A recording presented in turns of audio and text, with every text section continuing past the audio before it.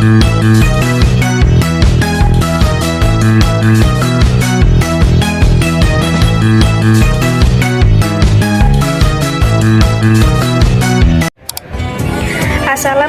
warahmatullahi wabarakatuh.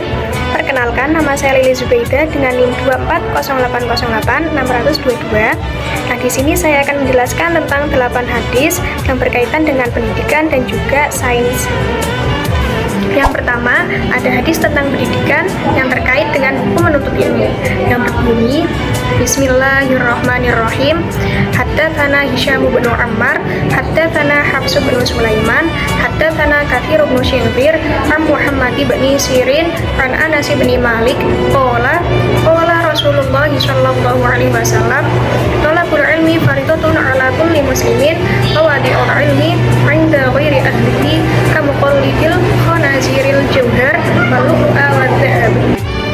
Yang artinya, telah menceritakan kepada kami Hisyam bin Ammar berkata, telah menceritakan kepada kami Hafs bin Sulaiman berkata, telah menceritakan kepada kami Katsir bin Syinbir dari Muhammad bin Sirin dari Anas bin Malik. Ia berkata, Rasulullah Shallallahu Alaihi Wasallam bersabda, menuntut ilmu adalah kewajiban bagi setiap muslim, dan orang yang meletakkan ilmu bukan pada ahlinya, seperti seorang yang mengalungkan mutiara, intan, dan emas kepada leher babi. Hadis riwayat Ibnu Majah nomor 220. Nah, pada hadis ini itu menunjukkan bahwa menuntut ilmu merupakan kewajiban bagi seluruh umat Islam, baik laki-laki maupun perempuan, karena bersifat fardhu ain, yang artinya kewajiban yang tidak akan gugur jika tidak dilaksanakan. Nah, dalam hadis tersebut juga disebutkan bahwa seorang muslim itu wajib untuk menuntut ilmu, karena ilmu adalah kunci dari segala kebaikan. Dengan kita menjadi orang yang berilmu, kita dapat memahami dan mengetahui segala yang Allah perintahkan kepada kita. Nah, pada hadis ini itu merupakan hadis yang dianggap dhaif karena terdapat kelemahan dalam syaratnya, terutama terkait dengan perawi-perawi seperti Katsir bin Syinbir yang dikenal memiliki catatan kelemahan dalam hafalan dan ketelitian dalam meriwayatkan hadis.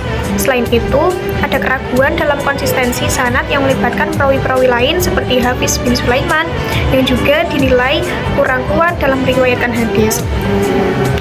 Meskipun dianggap dhaif, tapi hadis ini juga memiliki arti yang sangat penting, yaitu kewajiban menuntut ilmu bagi setiap muslim yang juga didukung oleh hadis-hadis sahih lainnya. Nah, hadis yang kedua yaitu hadis tentang lingkungan yang terkait dengan kita itu harus menjaga lingkungan, bahwa Rasulullah Shallallahu Alaihi Wasallam bersabda yang berbunyi Bismillahirrahmanirrahim. An Anas radhiyallahu anhu anna Nabiyya sallallahu alaihi wasallam ma min muslimin yaghrishu barasan aw yazra'u zar'an fayaqulu minhu tayru aw insanu aw bahimatu illa kana lahu bihi shadaqah. Yang artinya, tidaklah seorang muslim itu menanamkan suatu tanaman atau menanam suatu biji-bijian, kemudian ada burung, manusia, atau hewan yang memakannya, kecuali hal itu menjadi sedekah baginya. Nah, dalam hadis ini itu menjelaskan bahwa menanam tanaman adalah amal ibadah. Apapun yang memanfaatkan tanaman tersebut, baik manusia, hewan, atau makhluk hidup yang lain, itu menjadi pahala sedekah bagi orang yang menanamnya.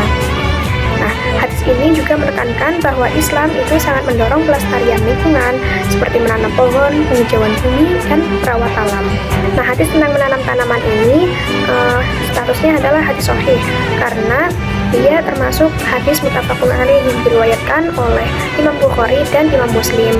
Kemudian hadis yang ketiga yaitu hadis tentang hewan yang berbunyi Bismillahirrahmanirrahim. Ansyaddati bani Ausin radhiyallahu an anna Nabiyya sallallahu alaihi wasallam qala innallaha katabal ihsan ala kulli syai'in.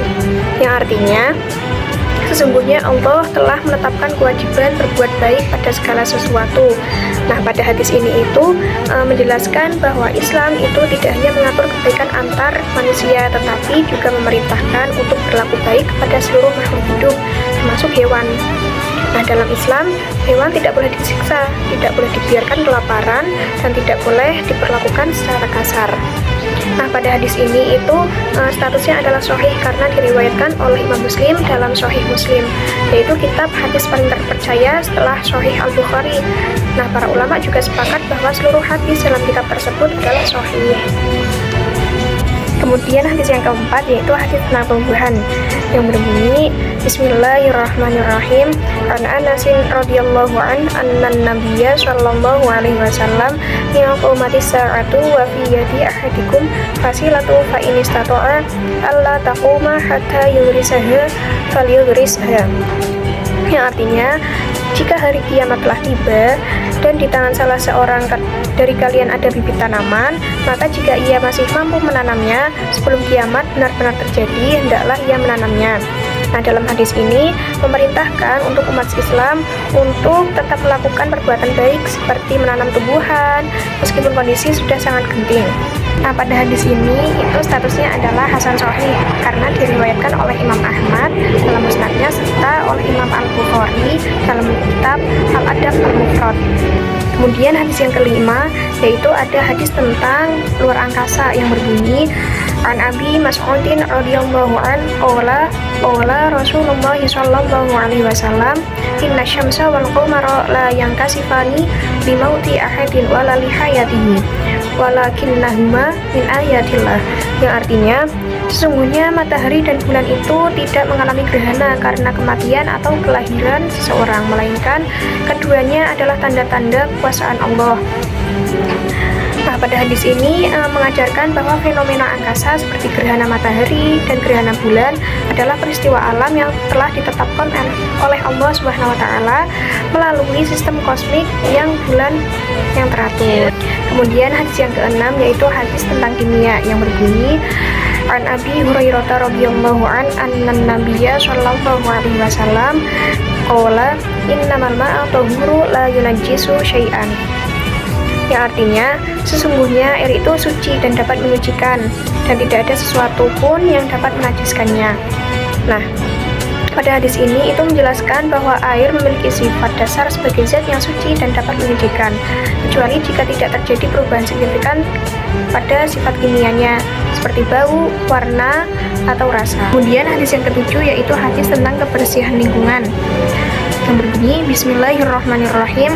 An Abi Hurairah radhiyallahu an anna nabiyya sallallahu alaihi wasallam ittaqu la'inain. Qalu wa man la'inani ya Rasulullah? Qala alladhi yatakhalla fi tariqin nasi aw fi dhillihim. Yang artinya, Rasulullah Shallallahu Alaihi Wasallam bersabda, hindarilah dua hal yang mendatangkan laknat. Para sahabat bertanya, apa dua hal itu wahai Rasulullah? Beliau menjawab, yaitu orang yang membuang kotoran di jalan yang dilalui manusia atau di tempat